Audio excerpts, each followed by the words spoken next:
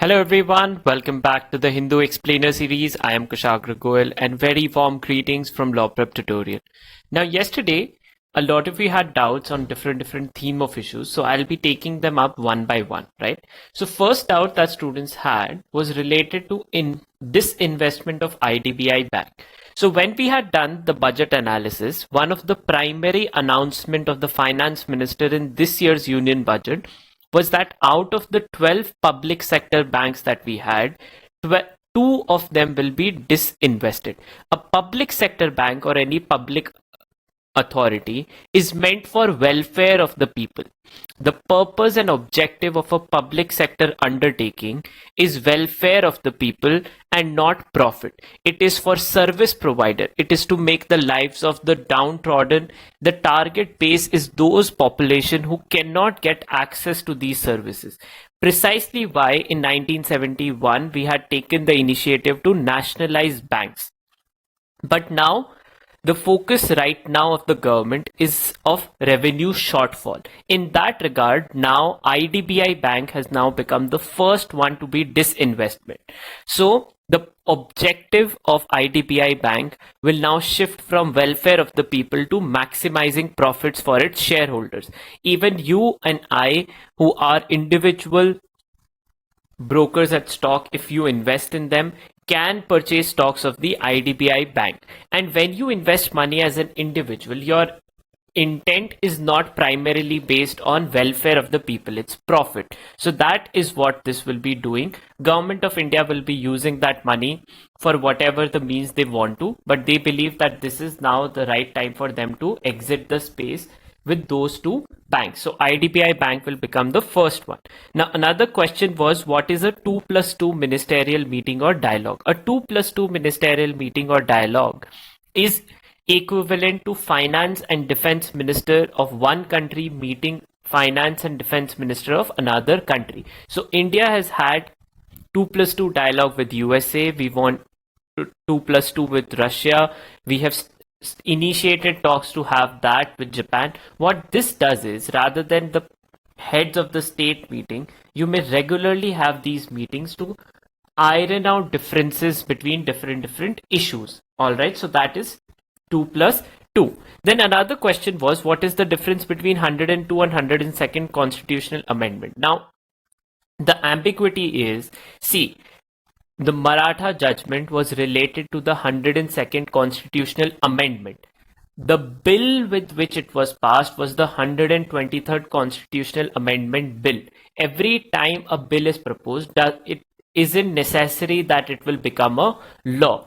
So the 123rd amendment bill got confirmed, was passed by the parliament and became the 102nd constitutional amendment act. So from bill to act is the journey that each bill needs to take for it to be approved by both the houses of the parliament and then getting its assent from the president. So 123rd constitutional amendment bill and the 102nd constitutional amendment act both relate to the National Commission for Backward Caste, which was recently in a Supreme Court judgment. We'll be talking about that also. Then another question that students also had was, what news channel should they follow for news content for CLAT aspirants? Trust me, if you were to follow a news channel, especially a Hindi news channel, you should stop doing that, because most of them are of no use whatsoever, especially from academic point of view. All right, if you're looking for headlines, you can just look at the DD News headline, but trust me, no news channel is actually worth the time to really learn anything. So please, if you're looking for TV news channels for your news, stop doing that. All right. Then another question that was there was, what is a GSEC? A GSEC are government securities. Whenever government wants money from the market, all right. So let's say I float a bond. I'm like, this bond is of 10,000 rupees for 5 years. After 5 years, you'll get 5% return on this. If people are interested, they will buy it. Similarly, when government floats such bonds, those are known as GSEC bonds. Then with the IP waiver at WTO, the question a lot of students also had is, what does it mean when they want to work with consensus and not by majority? What this means is everyone should agree to it. There should be not a single vote of dissent, that all the members should agree to the same proposal. That is what WTO is all about. Why does WTO rely on consensus then a vote? Is because WTO is based on globalized trade, and if not everyone is on it, then it's not globalized. That at least all the countries who are members of WTO believe in globalized trade. So therefore, they all should be on the same page regarding this. Okay, so I think that's up with doubts. Then another question on generic level was this, that how do you improve your GK or current affairs? Now the key is something that I keep on telling you is revision, that you have to revise, and also that you have to make your notes specifically chapter wise.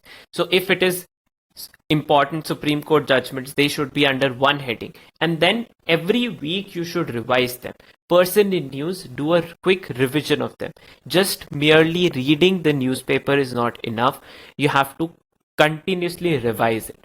Now another question that also students had is, by what time should they stop focusing on current news for 2021 paper?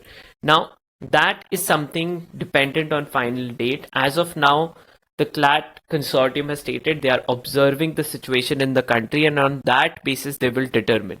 So in that regard, thus the review of it is due in second week of May. So till that happens, I think you can continue with that. If it is confirmed that the examination will be held, at least a 15-day time period is when you should stop reading the newspaper totally for aspirants of 2021 and just focus on revision. That should be your focus. 15 to 20 days prior to the examination is when they'll start preparing the question paper and the dynamics of it, and when questions are set in stone. So thus I believe 15 to 20 days is the ideal time to stop and then focus on revision, because then your focus should shift from acquiring new knowledge to just reinforcing whatever knowledge you have. What has been left is left. Just focus on revising whatever you have known till now. That is my message for all the aspirants of CLAT 2021. On that note, with newspapers analysis, so Supreme Court has got enough of central government's plan. They're like, we can't do this every day, hear a petition where different states ask for it and they don't do it. So now it has set up a task force for oxygen allocation, a 12-member task force, a national task force. The name of it is National Task Force to streamline and ensure effective and transparent allocation of liquid medical oxygen on scientific, rational and equitable basis. So the ground on which it will determine and the mechanism of it is the National Task Force set up by Supreme Court. It is a 12-member body. Now all the 12 members are from civil society only, but the convener will be a Chief's Cabinet Secretary.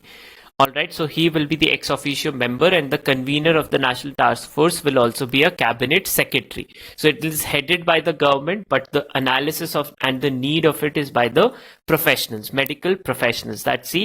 Politicians are not the ones who can determine whether this person should get oxygen or that. It should be based on scientific analysis. So that is what Supreme Court has done.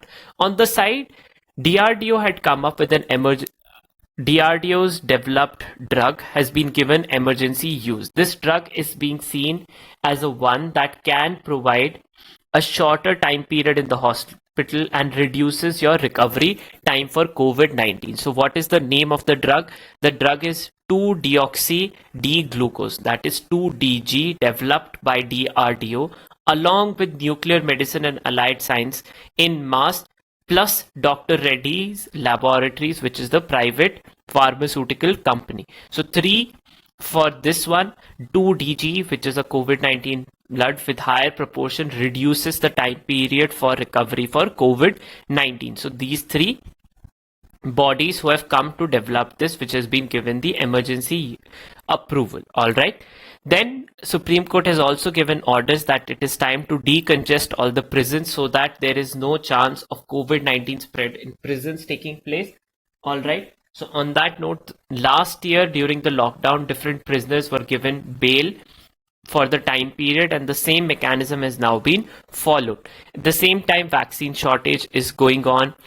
This news is about a former MP raiding the house of another MP, where 20 ambulances in Bihar, which is also facing a huge shortage of ambulances, were merely parked because of shortage of drivers. He came up with a lot of drivers who he had licenses to drive ambulances, but still those ambulances have not been put to use. So is in short just criminal that resources are just lying without being used while patients and people are suffering for it. And there are, at the same time, there is positive news that a lot of civil society organizations are doing enough work to ensure to provide assistance to people who are suffering. At the same time, here pictures are there of people getting their vaccines from the city of Delhi. Different states have also begun vaccination above the age of 18 based on the supply of vaccines that they have.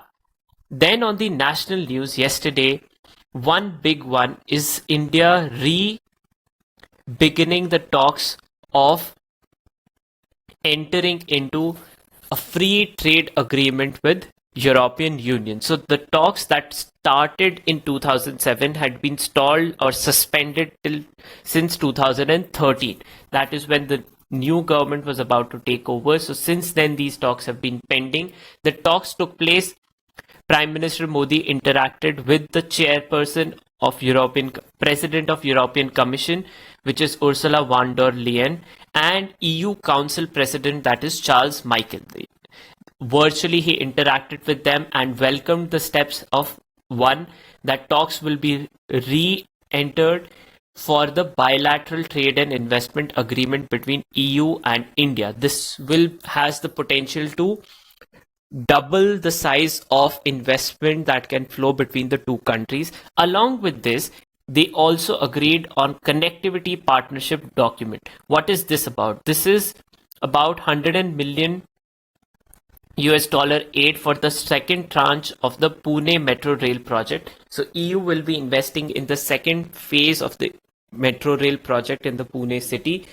But Prime Minister Modi was unable to get European Union to agree on the WTO waiver. So that proposal will be pending. Until then, we need to look for other alternatives. So EU is still skeptical of giving the waiver on vaccines at WTO. So that is one thing that did not happen. So nothing concrete. Talks beginning is not something that can actually ensure that this happens, but this is still a positive step. Then moving on, the IMA, which is the body of Indian Medical Association, has requested for a national lockdown as fatigue is rising due to the second wave of COVID-19, where India is still reporting up to 4 lakh cases per day. Then this news is about the airstrip that is now beginning operations, that is the Rupsi Airport in Assam. This is under the Udan scheme of the central government. What is the Udan scheme? Short distance airline airfares are subsidized by the central government to ensure air connectivity between different airports. Then on the international news, so Israel-Palestine as a dispute is something that is very important from CLAT perspective. Now, what has happened now recently? Israel and Palestine were supposed to be divided into two countries as per a UN proposal in 1947. That proposal was never actually implemented. Israel fought wars with countries in Middle East and occupied the territories that were supposed to be Palestine.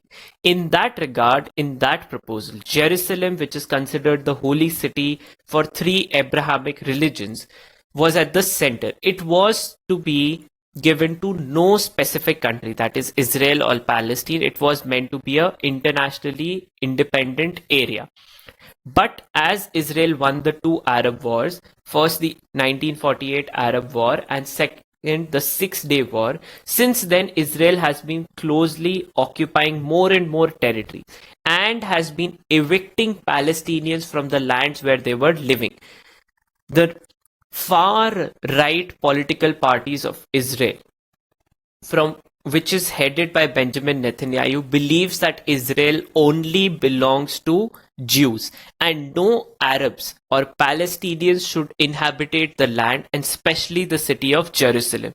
That this city belongs originally and only to Jews. In that regard, the term here Israeli settlers, it is those citizens of Israel who are moving out of Israeli territories into the territory that Israel has occupied of Palestine, and thus they are being evicted. That is, Palestinians are being evicted from their own land. They are being ghettoized in specific areas, whichever the Israel governments determine. So Palestinian President Mohammed Abbas, who has not held elections for that region, blamed the Israeli government for what is happening now. In the month of Ramzan, the most recent trigger has been more and more settlers coming in and Israeli police evicting more and more Palestinians from the area. So this conflict, all the way back to the UN 1947 proposal, is important from CLAT perspective. Last year only we had one question related to this, which was Israel normalizing relationship with two Arab countries. So this is one international issue that is something that is really important from CLAT perspective. Then more and more violence is happening in Afghanistan, as US has announced that it will be exiting. Taliban has upped the ante on Afghan forces and a blast took place near schools, so not even children are being spared in pursuit of power by Taliban.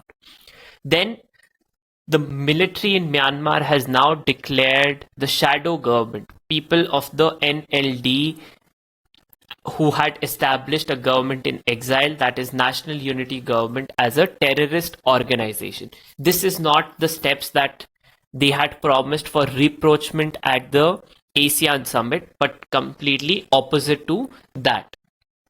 Then on the right hand side, the Scotland's pro-independence party, which is the Scotland's Nationalist Party or Scottish Nationalist Party, which has been in power in Scotland. So Scotland is part of United Kingdom, but this party's stand is Scotland should be independent as a country and should break away from United Kingdom. In that regard, they are closing near majority, but may fall short of the 65 that they need to push for a referendum. So earlier a referendum had taken place in Scotland and the people rejected the vote. So here is the news. Scottish voters had rejected this call of referendum by 55 to 45 and had decided to stay in United Kingdom. Scotland has been part of United Kingdom since 1707. This party calls for independence of Scotland. Their major stand has been this, and their leader Nicola Sturgeon is one who has been propagating that. So that is something needs to be seen. WHO has now approved another vaccine, which is the Chinese Sinopharm vaccine that has also given nod. This is the 6th vaccine that has been given nod after the Pfizer, Biotech, Moderna, Johnson & Johnson and AstraZeneca's 2 versions, which is one of India and then of South Korea. So therefore AstraZeneca as a vaccine is one, but 2 versions of it, which is India and South Korea, have been approved. And now Chinese vaccine, which is also a 2-dosage vaccine, has been approved for COVID-19 vaccine by WHO. So this is the first Chinese vaccine, Sinopharm. The efficacy of Sinopharm is one of the lowest in terms, but it is claimed that it can still protect by 79%. But these results are something that is challenged by different organizations across the world. But for us, this has become the 6th vaccine to be approved. The first one was Pfizer, Biotech, and then Moderna. Then moving on science and technology, nothing of real note for us. Then on the FAQ, so use of CT scans and steroids for COVID-19, this lists out. So it has now been established that if you undergo a CT scan, even if you don't, even when you only have mild or very low viral load in COVID-19, then exposing yourself to CT scans and the radiation can be long-term harmful for you. Why is that so? It can lead to cancer at a later stage of life. And thus doctors across the country have claimed that CT scans should only be given to people who have high viral load, are serious patients of COVID-19, but their test report, that is of RT-PCR, is coming negative. So only then this should be used. The second thing is about steroids. Indian doctors had been using steroids as treatment for COVID-19 for serious patients, and something that WHO had approved later on. So these are specifications about COVID treatment. What you need to know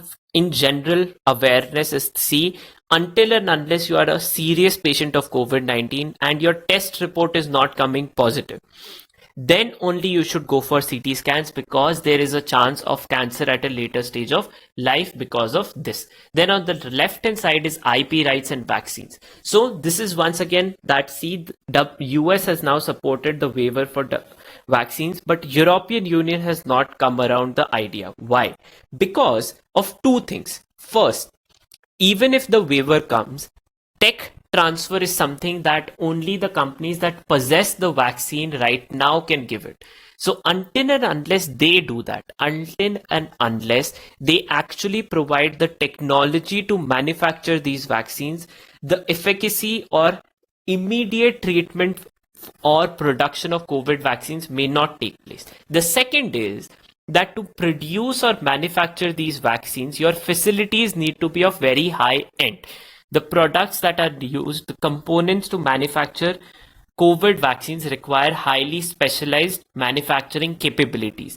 It is claimed that a lot of countries may not be able to get this kind of infrastructure up and running for years, and thus the efficacy or the problem that is being faced of vaccine shortage may not be there. But this is on the other side being countered by people that at least this will be one step. The others can be figured out later on, but it would be a start. But that is something that has not yet happened. The editorial here, the article concludes that it would be naive for India to merely rely on waiver. At the same time, Indian government itself has not used its power under the Patents Act to issue compulsory licenses to other manufacturers within the country to manufacture COVID vaccines of Bharat Biotech and Serum Institute of India. So India, while has been calling international governments to give up control over their intellectual property, has still protected intellectual property of its own companies and has not done anything to ramp up production at the immediate step. So that is what is being also questioned, the stand of Indian government. But what becomes most important for us is the ruling. Now, what was this ruling about? We have already done an in-depth analysis of this. What are the articles that are relevant? So we know that now under Article 102nd and the Supreme Court's latest judgment, only the central government, that is through president, and the parliament can only make the list for which caste to be included in backward classes for appointment in public education and job sector. So that power was challenged, that this takes away the power of the state. The Supreme Court has confirmed that it does take away the power of the states, but that was precisely the intention, that this Act, this 102nd Amendment, was precisely for this. There was no ambiguity in the Constitution that whether it takes away or not, only the central government has the power. So that has been confirmed, and now an amendment would be required to in the Constitution to actually give the states back their power, because only through the 102nd Amendment this power was taken away from them. So if it has to be given back, another amendment has to be done. So in crux, the power to determine which community is to be backward in which state, that state governments can only give a list of it to the central body. That central body will then determine yes or no, place it before the parliament will confirm, and then the president will finally sign. So the power of determining which community, let's say now Maratha community needs reservation as a backward class in Maharashtra, that can only be confirmed by the central government. That is what the Supreme Court judgment is all about. There is nothing more for you all specifications of law is not that important. The crux of the judgment becomes the most important part. You can note down these 3 points which have been highlighted, which is the crux for your notes preparation. Just in case a MCQ comes, on what all grounds did the Supreme Court approve that central government has the power, that so it states president alone can notify, this is something I've told you, which he will do once parliament passes the law. So that is first. Second, it is identical to the standards. So for scheduled caste and scheduled tribes, there is a constitutional body. The mechanism now for backward classes is synonymous with the one for scheduled caste. So therefore, there is no ambiguity. The text of the law is same for scheduled caste, so it could not have a different interpretation. And thirdly, the definition of this in Article 342A specifically puts the president in charge. So therefore, on this ground, only the central government through the president has the power to do this. And in case states want it back, a new constitutional amendment will be required. Then the profile section, the first is of IPAC, which was the body started out by Prashant Kishore, who has been at the forefront of election campaigning for different state governments, and most recently with DMK and the Trinamool Congress. Then the other profiles, one is about KK Rema, who is the daughter of an assassinated CPI leader, and she declared her victory in the assembly elections as a one of people putting a marker down that such violence is not accepted. And then on the right hand side is about Suvendu Adhikari, who shifts ships from Trinamool Congress to BJP. He had been implicated in the Sharda chit fund scam by the central government, but the moment he has joined BJP, that investigation is gone. Now, this editorial then lists that his task will be cut out. He was an important politician of the Trinamool Congress, and thus moving away from the party, if he has to ensure that BJP comes to power in West Bengal, he has to give up his communal agenda and go back to his roots, which he had talked about in the Nandigram and Singur agitations, where he was like, I will take everyone along. So he cannot leave out anyone if his new party has to come to power in West Bengal. Then on the business side, oxygen curbs hit container availability. Oxygen is a crucial component for welding, which is needed for container repairment. So that is being stopped because India is all out to support medical oxygen. Until we do that, our exports will continue to be hit. Then on the other side, apart from this, nothing of real note for us. Here is another update. Government alerts public sector banks as Kane Energy may seize overseas assets. So this is about a tax dispute for which we have earlier discussed. Now Kane Energy will obviously, they have won the award, so they want their money back. The central government has issued to public sector banks that, see, keep your assets in check, because otherwise they may be sealed by Kane Energy to recover their money. The Indian government has not yet appealed against the decision, but it has stated that it does not owe anything to the body. Then on the sporting side, two stalwarts of Indian hockey, the last Olympic gold winning hockey team members Ravindra Pal and MK Kaushik have passed away. MK Kaushik was also Arjuna Award and Dronacharya Award winning coach of Indian hockey.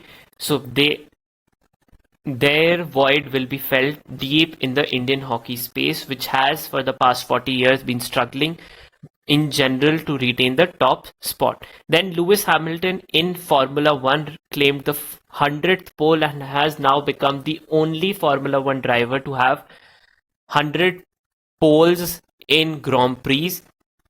No one else had done it before him. And then in domestic football, Bayern Munich won their 9th consecutive domestic title in the German Bundesliga. On that note, I'll conclude for the day. Take care of yourselves and I'll see you all tomorrow.